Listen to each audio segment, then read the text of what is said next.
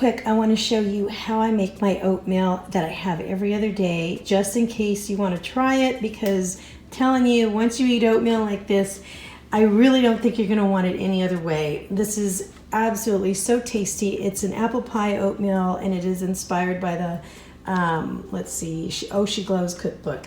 All right, so first of all, I'm going to use the Hungry Girl method of growing oatmeal. So I only have 1/3 of a cup of old-fashioned oats, and I have a lot of liquid that's going to make this grow, and by the time we're done, you're going to have like 2 cups of oatmeal in here. So it's just going to be amazing.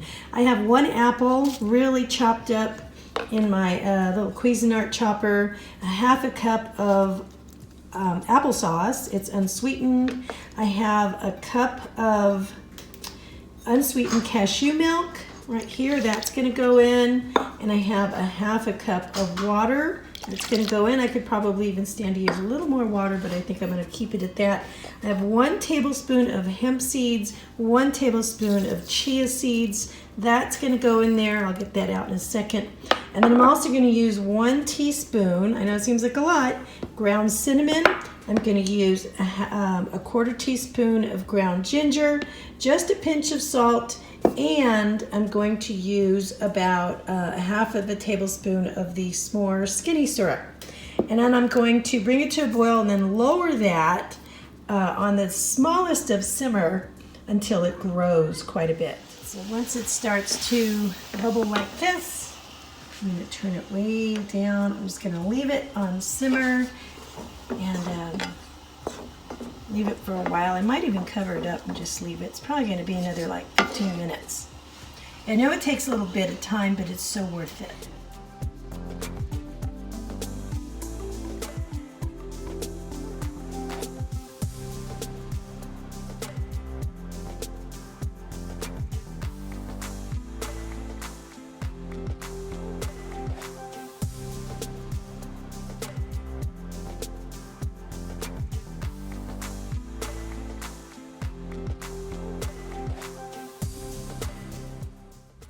All right, I'm going to make a really quick salsa.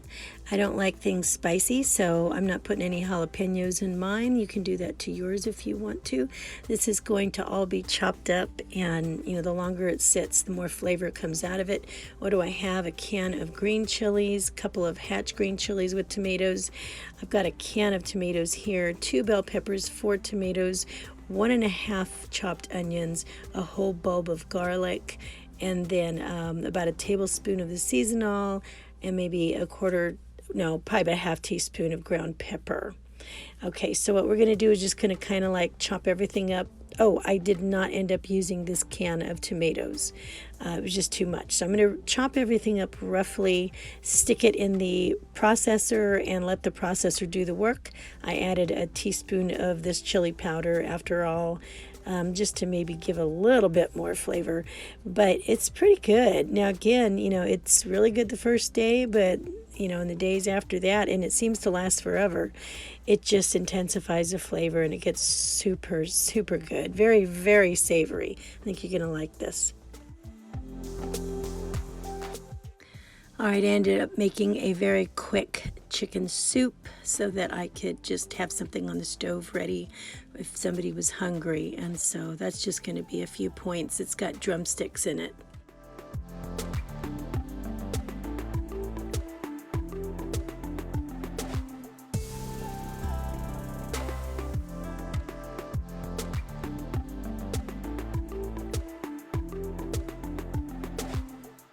Hey everybody, okay, I thought I would check in with you since I haven't today. It's been kind of a heavy homeschooling day, and it's supposed to still be summertime, but we're really trying to get our work done from this last year. Then we'll break before we start the next year. So we're a little on a different schedule than everybody else. Anyway, it's been so stressful today because now I mentioned in yesterday's vlog that the refrigerator in the garage was going out. Not the freezer portion, but the fridge. And so I really can't put anything in there to keep cool right now. But the main refrigerator is in here, and it's a built-in, and it is you know, if something goes wrong with this one, it's going to be a lot more expensive to fix because it's a Sub-Zero.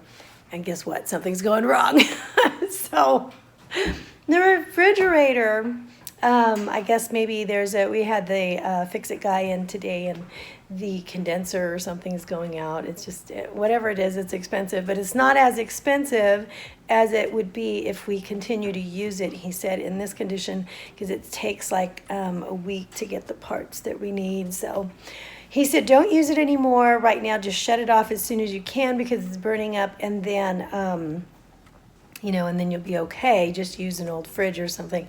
Well, I'm thinking, where are we going to get an old fridge, you know? So I can't use the garage one because only the freezer works. So our wonderful contractor friend who's working on the bathroom, master bath, reno, said he had an old fridge from one of his other sites, so he went and got it. And so we're super grateful that he did that. Of course, I needed to put a lot of elbow grease in on it to get it ready for food, you know, which I did. But I'm trying to cool it down, and it is just not getting cold enough for me to put food in the fridge portion of it. So at this point, I think we're probably at real risk of losing everything that is in the refrigerator right now. Not the freezers, but the fridge, right?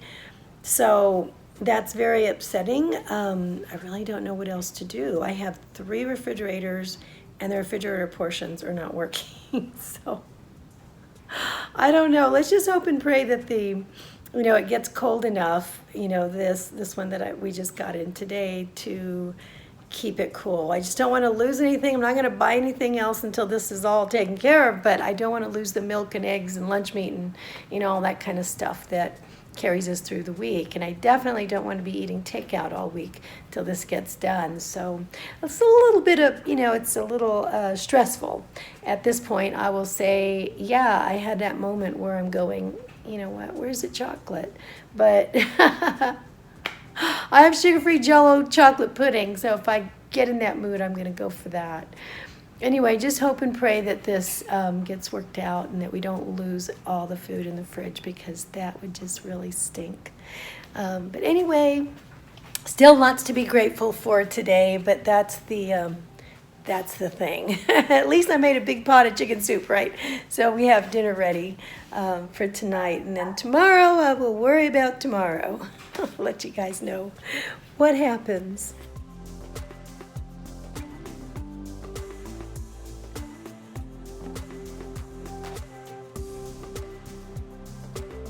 Hey guys, okay, I need to end the vlog.